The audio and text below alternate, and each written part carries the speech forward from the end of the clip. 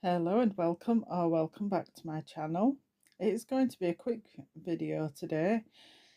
I've got a 6 deep coaster mould there. I've got another project on the go on one side, so I've got that hidden from view. Today I'm going to attempt the velvet technique. I've wanted to do this technique for quite a long time, but then I keep wanting to do something else, and I finally got around to trying the velvet technique. Now, I haven't actually watched any velvet technique videos for a long time, so I am doing this just from memory. I've gone ahead and already poured some resin into these approximately halfway. I've got it to the tacky stage, and now I'm ready to do the next step. In the past, other creators have tried it with cling film, as it's known in the UK, or saran wrap in the US, but it is very easily tearable, so some people do it with polythene, and so I have some polythene here. It feels very flimsy to me, just like cling film, but we shall see how it goes. We want the polythene to be bigger than the mould so that there is room to pull it in. And now I'm trying to make a pattern there with quite a thick silicone stick. I don't want to use anything too thin and make the lines too pointy, I guess. I'm just making a baseline pattern here, and then I will go in and refine the pattern a bit more. I'm making sure the polythene goes all the way into the edges. With hindsight, I don't think I would do that next time, and I'll explain a bit more about that later. So it started off looking like, do you know, like the Easter egg decoration patterns where you've just got wavy lines going straight across and you're expected to colour different sections.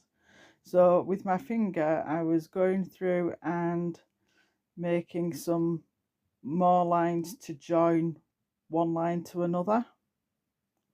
It'll become clear when you see it cured. Now, I did have a problem with when I was making a line that would flatten out a section of the resin above or below. So I had to keep going over and trying to redefine the lines. And now just repeating the process on the second coaster.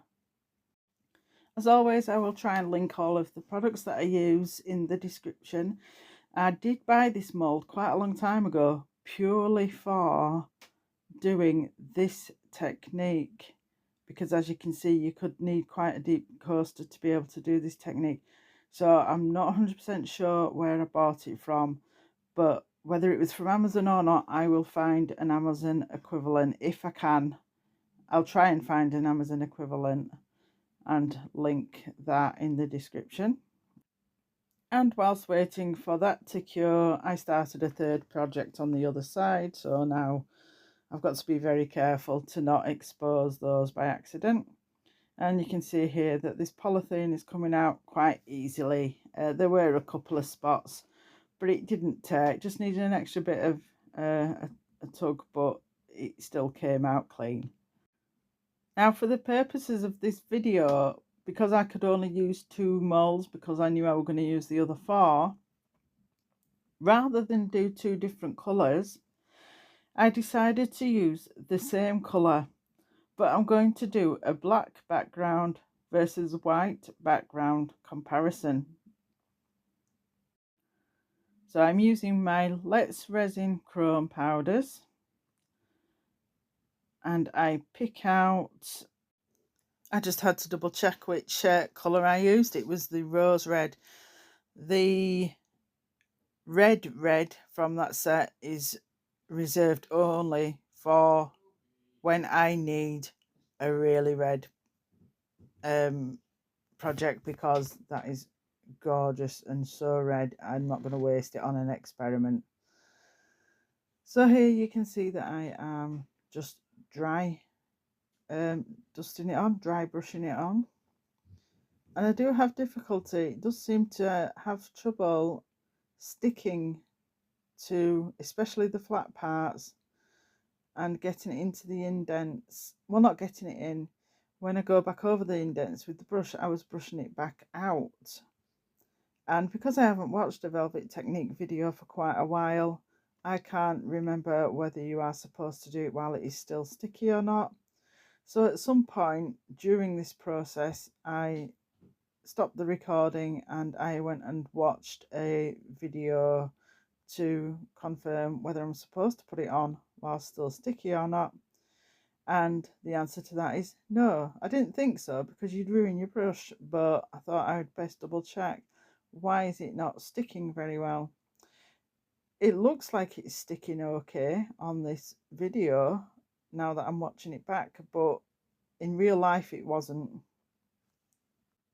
And because this is already a short video by my standards, rather than jump ahead again, I'll let you listen to a little bit of therapeutic music. I do love my music time lapses in my videos.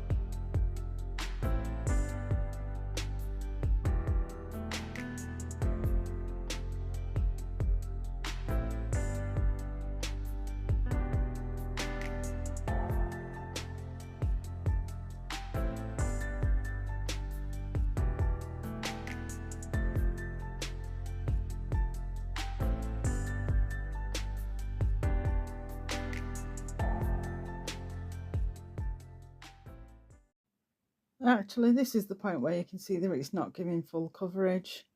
Also, during that section, I was using a makeup applicator, an eyeshadow applicator, to dust the sides, and for some reason I end up deciding to change that off.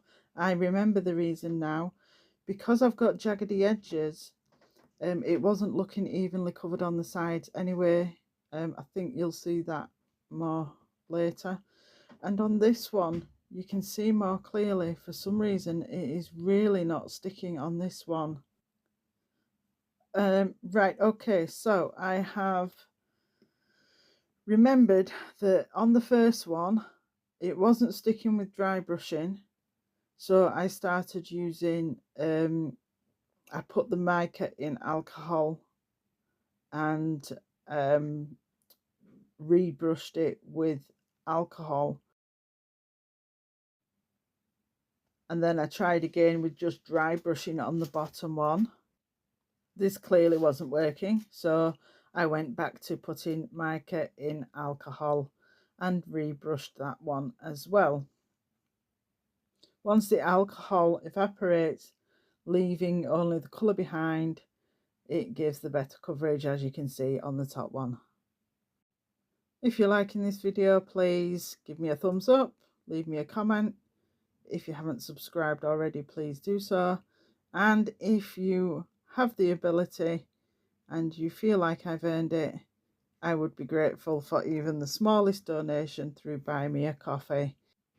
All funds would be used on products in order to be able to continue making videos. Thank you so much. And I just keep going back and forth over them both to try and deepen the colour.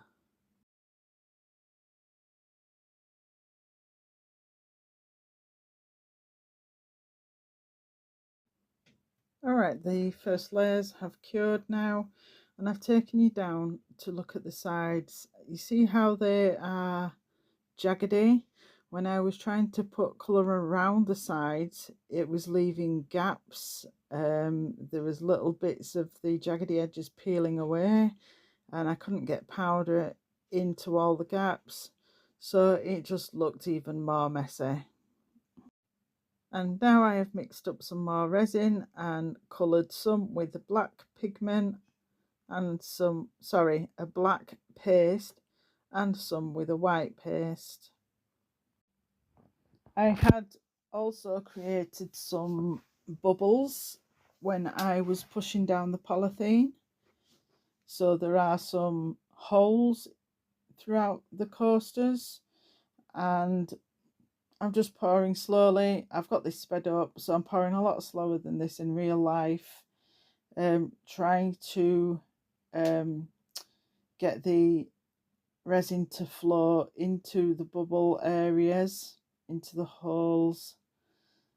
And I'm just going to have to babysit it for quite a while to watch for bubbles coming up, because I don't want to go poking around on jagged edges and disturbing what coverage of mica powder I did have.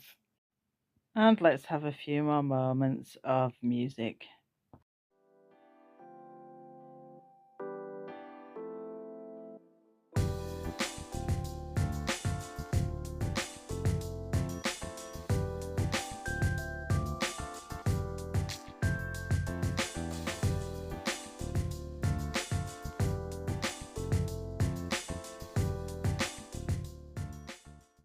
And ready for demold now.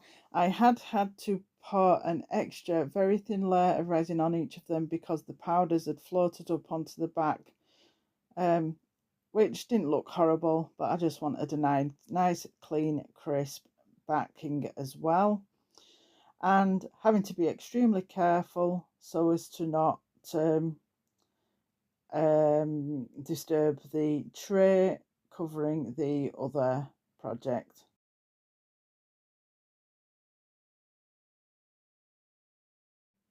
And here I'm pointing to show that the extra thin layer that I did is still extremely soft, and because of the awkward way that I had to take them out of the mould, I did disturb that top side a little bit.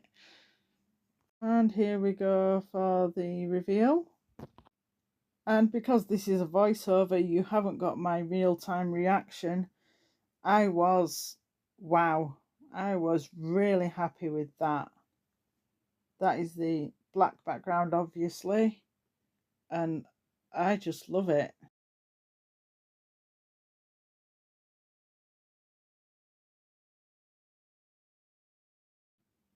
And I was disappointed with the results of this one. I still like the colour. The fact it's backed with white instead of black means it's a paler colour, a brighter colour, still nice. But you could see lots of white of the background through. And I'm showing you the sides here. I don't know why the white sank down into the edges so much. So that's a wrap for this one. Thank you for watching. Hang around for the glamour shots. Have a good week, and I hope to see you again next week. Bye bye.